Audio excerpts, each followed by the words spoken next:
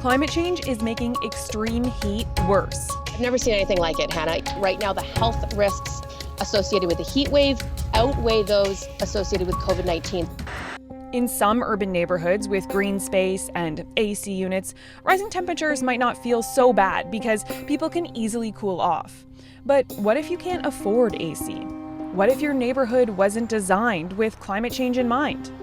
In that type of apartment, there's no way you can get a draft through or anything. You just sit there and roast.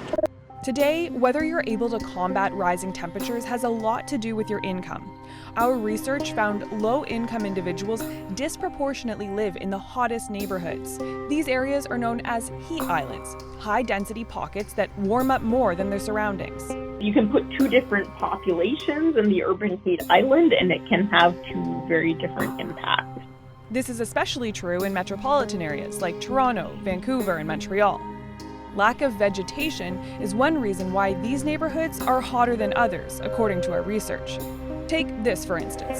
Standing underneath the shade cast by a single tree can feel as much as 10 to 15 degrees cooler compared to standing in the sun on a hot day.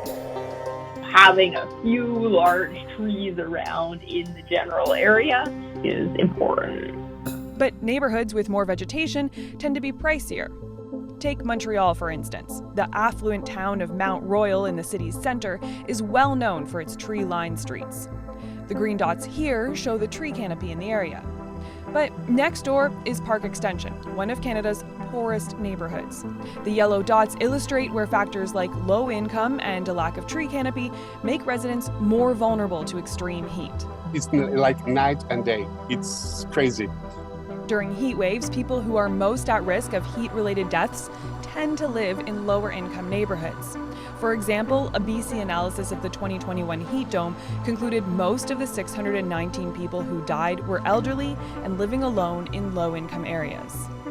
Most of them died indoors. The danger really lies at the intersection of urban heat and social and individual risk. This emergency went beyond anything we've experienced before. As the planet warms, more people in cities are living in these heat islands. But how exactly are heat islands formed? And most importantly, how do we combat them? First, let's break it down. The urban heat island effect is why cities often feel warmer than the surrounding countryside. That's because of how they're built.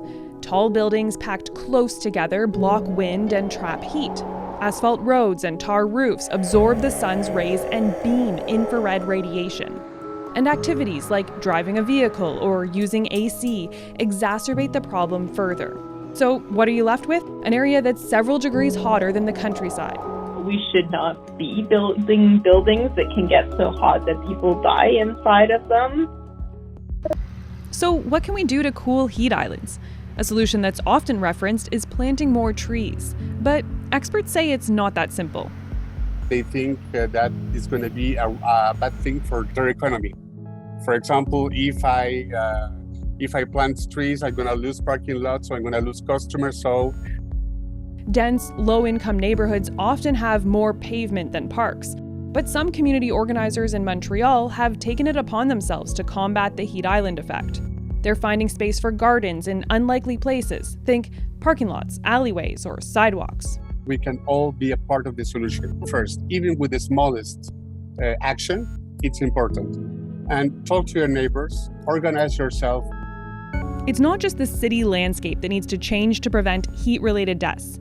Most of these deaths actually occur indoors. So how do we ventilate sweltering apartments? Relying on air conditioning alone isn't a solution. It's not affordable for some, plus a running AC unit actually emits heat, warming up the outdoor environment. A better solution engineers and architects are pushing for is retrofitting old buildings and designing new ones to be adapted to heat. For example, installing ceiling fans and windows that can open wide enough to get a cross breeze flowing, using windows with tinted glass or adding blackout blinds to keep the solar glare out, and using cool-colored building materials and painting roofs white. As climate change continues to exacerbate urban heat, there are a range of tools cities can use to protect the most vulnerable. What happens next comes down to whether people choose to act and how soon. Already all the solutions are available. but which is hard is to put it to action, especially because of volonté politique.